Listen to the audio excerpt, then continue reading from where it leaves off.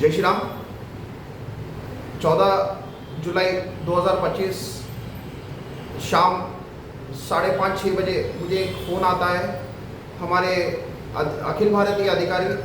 उसमें मुझे यह पता चला कि एक व्यक्ति जो है आसाम का रहने वाला है, वो धोन कर्नूल के आगे धोन के पास वो छूट गया ट्रेन से, जो कि किसी और साथी के साथ वो जा रहा था कहीं और जगह।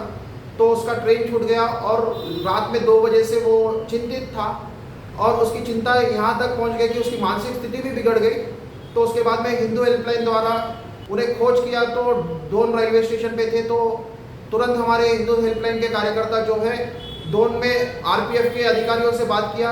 एसआई माधवी जी स्वयं देखा है, उनके नेतृत्व में उस व्यक्ति को हमने कस्टडी में रखा पहले तुरंत, क्योंकि उनकी मानसिक स्थिति संतुलन बिगड़ गया था, तो उन्हें रखा वहाँ पर। उसके बाद में हमने हमारे जो भाग्यनगर के कार्यकर्ता रामकृष्ण मुद्राज है, उनके संपर्क से उनके रिश्तेदार महेंद्र मुद्राज और रमेश मुद्राज जो है वहाँ पर स्थानीय है, तो उनसे संपर्क किया हमने और तुरंत उन लोगों को आरपीएफ के थाने भिजाया।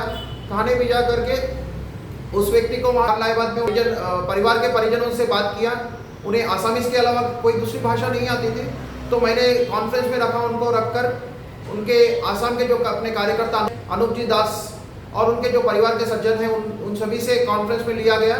लेकर के उनसे कोशिश किया गया कि उन्हें ताकि धोन से हैदराबाद प्रस्थान करें, परंतु वो सफल नहीं हुआ हमें, क्योंकि उनकी मानसिक संतुलन ठीक नहीं था। भोजन के बाद भी हमारे कार्यकर्ता रेलवे स्टेशन पहुंचे रात के 11:40 को, परंतु वो सज्जन जो है मानसिक संतुलन बिगड़ने के कारण वो ट्रेन चढ़ने से मना किया है। तो तभी हमने अनूप जी से भी बात किया और उनके परिवारजनों से भी बात किया और उनको मैंने बताया कि अगर हम लोग लेकर जाएंगे, अभी रेलवे स्टेशन के पास किसी होटल में रखेंगे, परंतु अगर आधी रात को अगर वो सज्जन 55 साल की उम्र के हैं, अगर किसी कारण अगर उठ के बाहर चले जाए तो हम किसी चीज़ का जिम्मेदारी नहीं लेंगे, क्योंकि हमारे कार्यकर्ता तो धोन से भाग्यनगर के लिए प्रस्थान करने के लिए वो लोग भी सक्रिय थे। वो लगभग 60 किलोमीटर आगे से वहाँ पर पहुँचे धोन के लिए, परंतु वो सफलीकृत नहीं हुआ हमें। तो उसी वजह से हमने उन्हें वहाँ स्थानीय एक होटल में रखना पड़ा और अगले दिन सुबह हमारे कार्यकर्ता जाकर उन्हें नाश्ता देना या भोजन देना सारे चीज़ व्यवस्था किया। उसके बाद उनका लड़का जो है दोपहर में फ्लाइट पकड़ा आसाम गुवाहाटी से और शाम को वो शमशाबाद एयरपोर्ट पहुंचा। उसके बाद में मेरे संपर्क में था। उसी के बाद मैंने कर्नूल भिजाया उनको, कर्नूल से फिर आगे धोन के लिए रात में 12 बजे वो धोन को पहुंचे हैं। धोन पहुंचे बाद में अपने कार्यकर्ताओं ने वहाँ से हाईवे से पिकअप किया।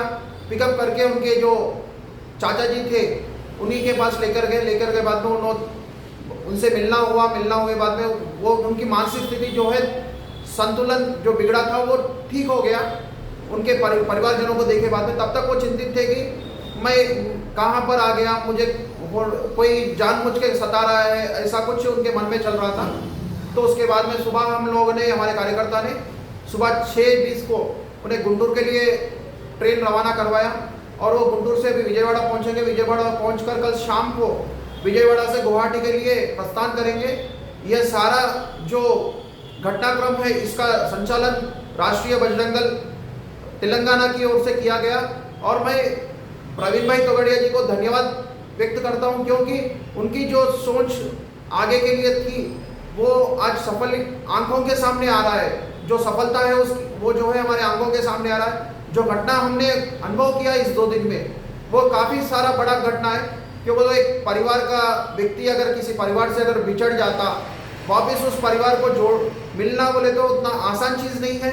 परंतु प्रवीण जी ने जो आगे की सोच रखते हुए हिंदू हेल्पलाइन का प्रारंभ किया था, 2008 या प्रारंभ किया था, उसके बाद से लगातार हर दिन कुछ ना कुछ देश भर में समस्याएं आते रहते हैं। हिंदू हेल्पलाइन के कार्यकर्ता सक्रिय रहकर काम करते रहते हैं और हमें जो है ये घटनाक्रम में काफ़ी सारा प्रेरणा मिला, क्योंकि हमें खुशी भी हो रही है कि जो आदमी परिवार से बिछड़ गया था उसे फिर वापस परिवार मिल गया और उनके परिवार के सदस्य भी तुरंत हमारे संपर्क में आ गए और उनको परिवार तक पहुंचाया गया है।